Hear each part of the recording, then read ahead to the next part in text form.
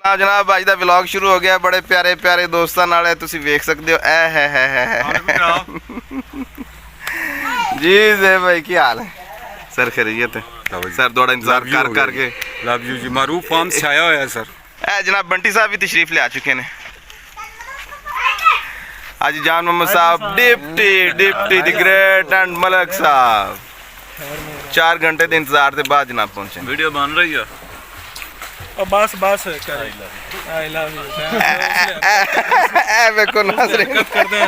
नहीं माफी दे दे मैं करनी है, तू माफी दे दे। सारा कैमरे के सामने without any ifs and buts गैर मशरूत माफी जनाब। चवल मार बैठे सन जी।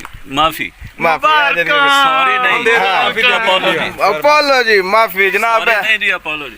भाई डिप्टी साहब दी ग्रेटनेस है जनाब। डिप्टी साहब बिल्कुल कैमरा नहीं बंद करना क्योंकि हुणे जेड़ा सीन आने वाला है ना ओ सामीन इतना मजेदार किस्म दा सीन ऐसा कदे जिंदगी च नहीं 10 मिनट बाद आना है। हाली नहीं 10 मिनट बाद आना है। हाली नहीं 10 मिनट बाद आना है। अच्छा हां जी हुन नाज़रीन इस ए बखाओ ना जी जिथे ए दो बैठे ने जी जी ओ दो डिप्टिया बैठे ने तीजा असि इथे बाना है। ए कोरा बखाओ इना ले खाली छड्या है इना वास्ते। हां जी हां जी। दी महफिल बड़ी यादगार होने वाली है और इन्हें कीमती और इन्हें नंगे दोस्त इकट्ठे होए होण ते यादगार होनी चाहिदी है। ते ज़ेब भाई दा मैं तारफ स्पेशली कराना चाहांगा कि जनाब बड़े नामवर शायर ने उर्दू दे और अक्सर शेर इन्हां दे जॉन एलिया साहब दे नाम नाल मशहूर होए ने जी। मैं ते बल्कि अपने नाम दे नाल लगे तखल्लुस जॉन रखन दा सोच रहा। लो जी मलिक साहब जलेबी लेके आए ने। वाह वाह वाह वाह वाह ग्रेट मलिक साहब। तो बाबा फिर मठाई ना आवे। हाँ ये तो गल है ते बिल्कुल। पिंडा दी सौगात ही है। ये सौगात है जी, सुलह दी निशानी है। लो बाबा जी जज़ाकल्लाह जज़ाकल्लाह। उनदा जेड़ी मुनसिफी है ना वो ਤੁਹਾਡੇ ਸਿਰਾਂ ਤੇ ਤੁਹਾਡੇ ਕੰਧਿਆਂ ਤੇ ਨਾਜ਼ੁਕ ਕੰਧਿਆਂ ਤੇ जी ठीक हो गया ਕੋਸ਼ਿਸ਼ ਕਰਨੀ ਹੈ जी ਕਿ ਤੀਸਰੇ ਡਿਪਟੀ ਨੂੰ ਉਹਦੇ ਗੋਰੇ ਚ ਪਾਣਾ ਹੈ। ठीक है ਦੋ ਡਿਪਟੀ ਬੈਠੇ ਹੋਏ ਨੇ ठीक है ਤੇ ਉਹ ਕਾਲਾ ਚਿੱਟਾ ਤੇ ਬੂਰਾ बुरा ਕਿੰਨੇ ਪੂਰੇ ਹੋ ਜਾਣਗੇ। नहीं ਹਾਂ तू मेरे उस्ताद ले क्यों इशारे करदा? ਤੁਹਾਡਾ ਉਸਤਾਦ ਤੁਹਾਡਾ ਹਰ ਵਕਤ ਦੇ ਵਿੱਚ ਉਸਤਾਦ ਬਦਲਿਆ ਹੁੰਦਾ ਹੈ। नहीं ये 2-3 पक्के ने फैसल खान सलीम है 10 साल। ਇਹਨਾਂ ਦਾ ਇੱਕੋ ਹੀ ਉਸਤਾਦ ਹੈ ਹਾਂ। ਉਹ ਜ਼ੇਬੀ ਹੈ ਹਰ ਪਾਸੇ ਦਾ।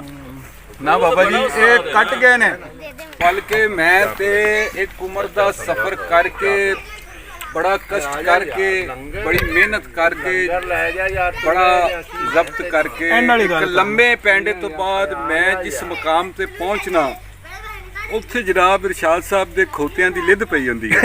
अच्छा अच्छा ਹਾਂਜੀ थोड़ा कर लो ਠੀਕ ਹੈ। ਉਹ ਪੁੱਤਰ ਔਕਾਤ ਦੇ ਹਿਸਾਬ ਨਾਲ ज़ेब भाई ਤੁਸੀਂ ਵਕਤਨ ਫਵਕਤਨ ਫੇਸਬੁੱਕ ਤੇ ਲਗਾਉਂਦੇ ਰਹੇ ਹੋ ਜਿਹੜੇ ਜੌਨ ਸਾਹਿਬ ਦੇ ਨਾਂ ਨਾਲ ਤੁਹਾਡੇ ਸ਼ੇਰ ਮਨਸੂਬ ਹੋਏ ਨੇ। ਹਾਂਜੀ ਹਾਂਜੀ ਚੰਦ ਅਸ਼ਾਰ ਨਾਜ਼ਰੀਨ ਨੂੰ ਦੱਸ ਦਿਓ ਜਿਹੜੇ ਹਜੇ ਤੱਕ ਵੀ ਸਰਕੂਲੇਟ ਕਰ ਰਹੇ ਨੇ ਫੇਸਬੁੱਕ ਤੇ ਜੌਨ ਸਾਹਿਬ ਦੇ ਨਾਂ ਨਾਲ ਹੈਗੇ ਤੁਹਾਡੇ ਨੇ। सर ये इतना कीमती मौका मैं बिल्कुल नहीं गंवाना चाहांगा ना कि अपना जनाब जोड़ा है वो दोस्तों तक पहुँचाने जा रहे हैं। तो सर वो एक तो है सी कि तन्हाई की जान जलाऊं ज़ेब यूं सारी रात। वाह तन्हाई की जान जलाऊं ज़ेब यूं सारी रात। खुद ही दर पे दस्तक दूं मैं खुद ही बोलूं कौन। वाह वाह वाह वाह वाह वाह और ये है हमसाई की जान जा। हाँ ये जो ना जी बिल्कुल ये आगाज ही होया ना जी ये शेर ते ये बिल्कुल ऐसा ही सी कि इसी तरह ही कोई एवं कुछ कि हमसाई की जान जलाऊं ज़ेब यूं सारी रात। फिर मैं क्या अभी महल्ले च रहना है ते महल्ले च रहने ते अच्छी बात नहीं। जी जी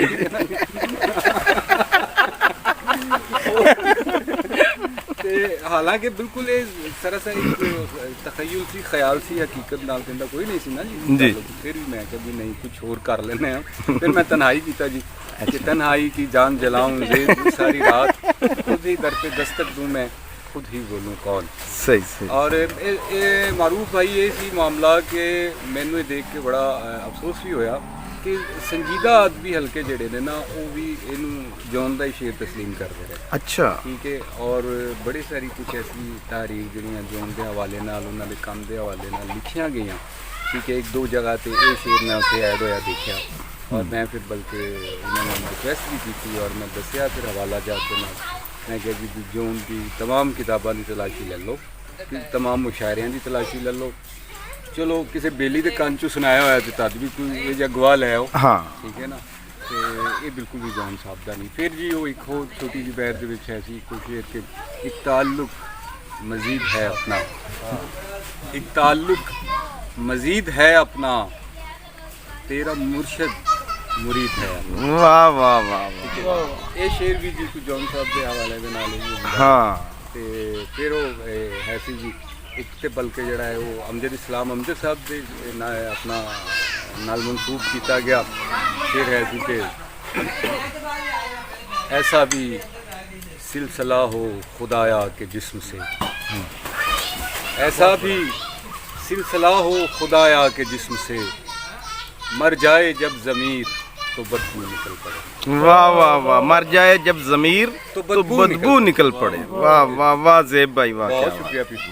और इसी तरह मरूफ भाई के अशार होर भी काफ़ी सारे के जेडे मंसूब किए गए मुख्तलिफ शोरा दे नाल।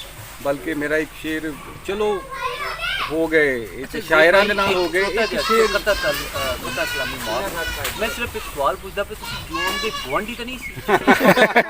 ਮਤਲਬ ਉਮਰ ਤਾਂ ਤੁਹਾਡੀ ਵੀ ਮਾਸ਼ਾਅੱਲਾ ਹੈ ਠੀਕ ਹੈ ਲੇਕਿਨ ਕਿਆ ਤੁਸੀਂ ਉਹਨਾਂ ਦੇ ਗੁਆਂਢੀ ਤਾਂ ਨਹੀਂ ਸੀ? नहीं जॉन अपना जरा जी बिल्कुल ऐसा नहीं। मैं तो उन्होंने फैन हाँ जॉन साहब का ना। जॉन साहब बहुत बड़ा नाम है। मैं तो उन्होंने मद्दाहां दे विच शामिल है एक अदना जिहा मद्दा है ना जी। ते खुशी भी हुंदी है कि यार शुक्र है इस झूठ ते खुशी हुंदी है।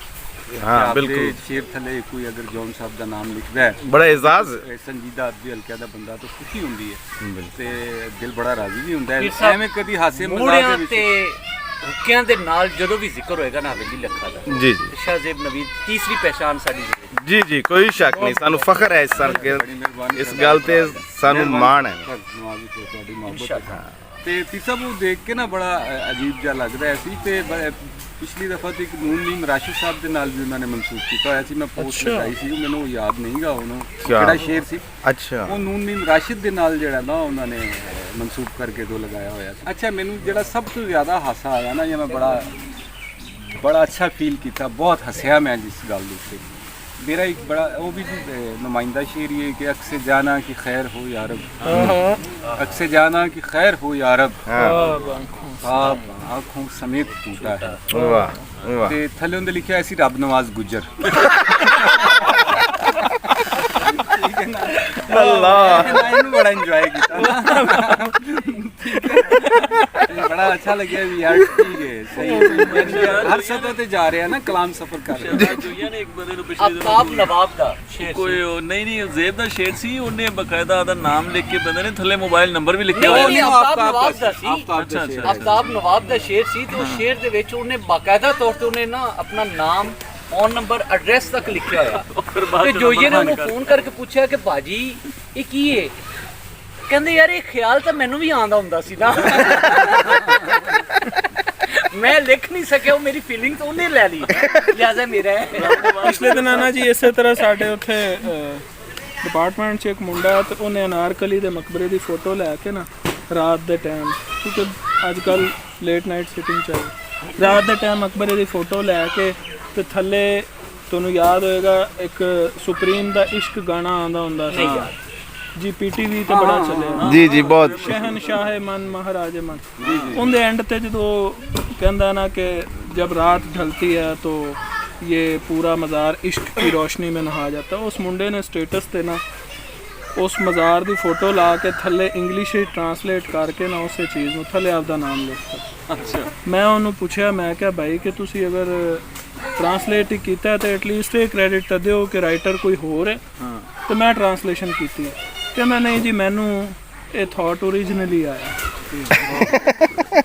और वो कि मैं उन्होंने रिकॉर्डिंग भेजी है उन्होंने क्लिप डाउनलोड करके भेजा है कि इस तरह ਉਹ ਨਹੀਂ ਮੰਨੇ ਜੀ। मैं क्या जी ठीक है मोए दर मुकरे में तो हाल ही नहीं। बिल्कुल ऐसा है तखलीक वाला कम तो बराए नाम रह गया चंद लोगों की तकनीक चलती पई है हाँ। ठीक है किसी भी शायर का कलाम पकड़ के बस ठीक है जमीन बैर काफिया रदीफ बदल के वो ख्याल ਨੂੰ किसी और तरीके ना परो के आगे पेश कर दिया कब्जा कर लिया तकलीक वाला काम तो रही बहुत थोड़ा गया ये तकनीक है हाँ जी ਮਲਕ ਸਾਹਿਬ ਨੇ ਵੀ ਕੁਝ ਇੱਕ ਦੋ ਸ਼ੇਰ ਆਖੇ ਨੇ ਬੜੇ ਕੀਮਤੀ ਮੈਂ ਬੜਾ ਕੀਮਤੀ जनाब ਬੜਾ ਮੈਂ ਕਹਿੰਦਾ ਜੀ ਕਿ ਅੱਲਾਹ ਕਰੀਮ ਉਹਨਾਂ ਨੂੰ ਜਿਹੜਾ ਨਾ ਜੀ ਇਸ ਤੋਂ ਜ਼ਿਆਦਾ ਉਸਤੇ ਕਲਬੀ ਅਤਾ ਫਰਮਾਨ ਤੁਹਾਨੂੰ ਸੁਣਨ ਦੀ ਵੀ जी जी जी ਕਿੰਨਾਂ ਨੂੰ ਜ਼ੇਬ ਸਾਹਿਬ ਉਹਨਾਂ ਨੂੰ ਕਿਉਂਕਿ ਅੱਛਾ। ਮੈਨੂੰ ਜਿਹੜੀ ਨਾ ਜੀ ਮੈਂ ਬੜਾ ਫਰਹੰਗ ਹੁੰਦੀ ਸੀ ਜੀ ਉਰਦੂ ਦੇ ਐਂਡ ਤੇ 10ਵੀਂ ਜਮਾਤ ਦੇ ਥੱਲੇ ਇਹ ਜੱਗ ਚੁੱਕ ਲਓ ਤੁਹਾਡੇ ਮੂੰਹ ਨਾਲ ਮਿਕਸ ਅਪ ਹੋ ਰਿਹਾ ਵਾਹ ਵਾਹ ਵਾਹ ਉਹ ਨਾ ਮੈਂ ਜੀ ਉਹ ਉਰਦੂ ਦੀ ਮੁਸ਼ਕਲ ਡਿਕਸ਼ਨਰੀ ਦੇ ਵਿੱਚੋਂ ਜਿਹੜਾ ਨਾ ਬੜਾ ਕੱਢ ਕੁੱਢ ਕੇ ਤੇ ਮੈਂ ਖਿਆਰ ਇਹਦੇ ਵਿੱਚੋਂ ਸ਼ੇਰ ਬਣਾਵਾਂ ਸਾਰੇ ਬੇਲੀ ਬੁਲੀ ਸ਼ੇਰ ਲਿਖਦੇ ਨੇ ਸ਼ਾਦੂ ਲਿਖਦਾ ਹੈ